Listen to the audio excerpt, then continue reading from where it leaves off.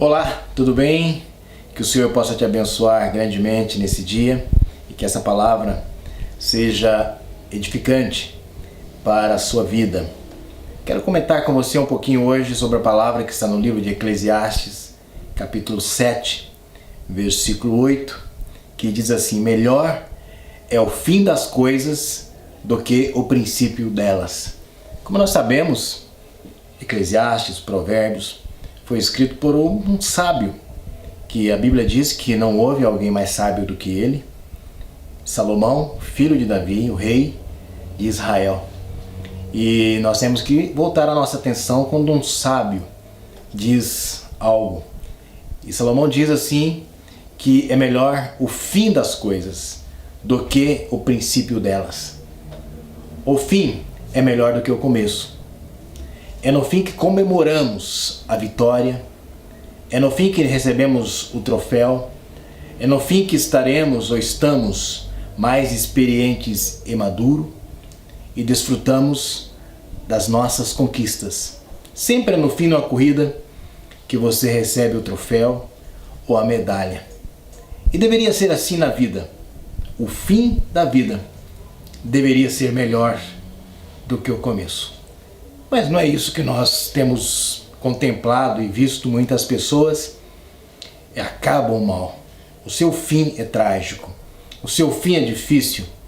Muitas pessoas têm o seu fim marcado pela pobreza, pela violência, por tantas coisas ruins que acontecem no mundo. Então, como preparar uma vida para que o fim seja melhor do que o começo? Para aquilo que eu estou finalizando, projetos, sonhos, para que eles sejam melhores no fim do que no início. É isso que nós queremos falar um pouquinho hoje com você sobre isso. Para o alpinista, o final é o melhor, o topo da montanha é onde ele finca o mastro da bandeira e é onde alcança o seu êxito, a sua vitória. É ali que ele comemora aquela conquista.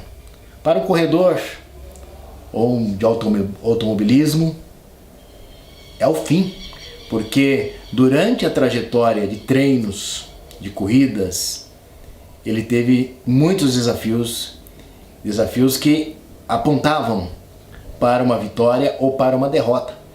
E quando ele chega no fim, é onde ele pode comemorar o lugar que ele chegou, a conquista que ele teve e a vitória. Em nossa vida diária ou na nossa vida não deveria ser diferente. Nós deveríamos comemorar cada vitória, cada fôlego, cada final do dia, dizendo: ufa, tive mais um dia. Que dia legal que eu tive. Um dia vitorioso, onde eu tive desafios, onde eu tive confrontos, enfrentamentos, mas eu pude chegar até aqui. Então o meu fim está sendo melhor do que o começo. A vitória não pertence àqueles que começam bem uma trajetória e no meio da estrada se desviam a trajetória. Não. A vitória, ela é dada àquele que persevera e que vai até o fim dos seus objetivos. Muitas vezes desistimos por causa das adversidades, dos obstáculos que enfrentamos na vida, dos desafios, dos confrontos pessoais. Muitos desistem de caminhar e abrem mão dos seus sonhos, dos seus projetos, seus objetivos de vida por causa dos obstáculos. Mas veja bem, se você analisar bem, aqueles obstáculos eram substâncias necessárias para que você obtivesse vitória. Como que você vai comemorar uma vitória no final se foi fácil, se foi tranquilo, se não teve desafios e obstáculos pela frente? Casamentos são desfeitos, sonhos profissionais enterrados, livros que deveriam ser escritos, eles não são escritos, ministérios são destruídos e até a fé é renegada por causa dos obstáculos que a vida nos oferece. Mas medite bem comigo. Será que esses obstáculos, eles não eram simplesmente momentos em que nós deveríamos tirar dele algo bom, lições. O povo foi dirigido ao deserto para que recebesse as leis. Monte Sinai, onde o Senhor deu as leis para o povo. Ele levou eles ao deserto e usou o local chamado deserto, sem água, sem conforto, para que ali as leis fossem dadas. Será que os obstáculos na nossa vida, eles não são simplesmente para que nós possamos aprender os princípios e as leis de Deus, para que possamos ter uma boa vitória no final? Milhares de pessoas se afastam da igreja, milhares de pessoas se afastam de Deus, abandonam a Cristo, desistem da fé, simplesmente porque tiveram obstáculos. Esquecem a Bíblia, esquecem as promessas de Deus, esquecem tudo. Mas olhe bem o que a Bíblia diz a respeito. Apocalipse capítulo 2, versículo 10. Sê fiel até a morte, e dar-te-ei a coroa da vida. Apocalipse 3, 21. Ao que vencer, eu lhe concederei que assente comigo no meu trono. Os dois textos em Apocalipse, Jesus falando a João para que transmitisse à igreja, ele diz: persevere, não importa os obstáculos, ser fiel até a morte para receber a coroa. Ou seja, o fim é melhor do que o começo. Ao que vencer, eu lhe considerei que se assente comigo no meu trono. Vencer. Vencer não significa que nós teremos só alegrias. Vencer significa que nós teremos tristezas, aflições, mas que o final que nos aguarda é glorioso. Estamos passando um momento aí de quarentena, de vírus, Covid, só se fala nisso. Se você olhar bem para o que nós estamos vivendo, será que existem lições que nós estamos aprendendo exatamente nesse momento, em que depois que passar tudo isso, a gente vai usar essas lições para que possamos triunfar em algumas coisas que nós não triunfávamos antes? Eu sou procurado muitas vezes por pessoas que me perguntam: pastor, quando nós vamos voltar ao normal? E minha resposta tem sido: pode ser que a gente nunca volte ao normal, porque o nosso normal pode ser o erro. Então nós precisamos voltar ao local melhor do que nós estávamos. Como pessoas, como igreja, como indivíduos, como famílias, nós precisamos aproveitar esse tempo e deixar a transformação que está vindo sobre nós acontecer. E nós seremos outras pessoas depois disso. O mundo nunca mais será o mesmo. Os negócios nunca mais serão os mesmos. As empresas terão que mudar. E a igreja também precisa encontrar o seu destino, o seu propósito e estabelecer-se como igreja de Deus na terra. Olha o que Paulo diz em 2 Timóteo capítulo 4, versículo 6. 6 a 8, diz assim: porque eu estou sendo oferecido por aspersão de sacrifício e o tempo da minha partida está próximo. Paulo escreve a última carta dele. Ele endereça essa carta ao seu discípulo mais chegado, chamado Timóteo. Ele está no fim da vida. A sua sentença já está escrita e lhe aguarda a morte. Mas olha a alegria que um homem tem quando cumpre o propósito.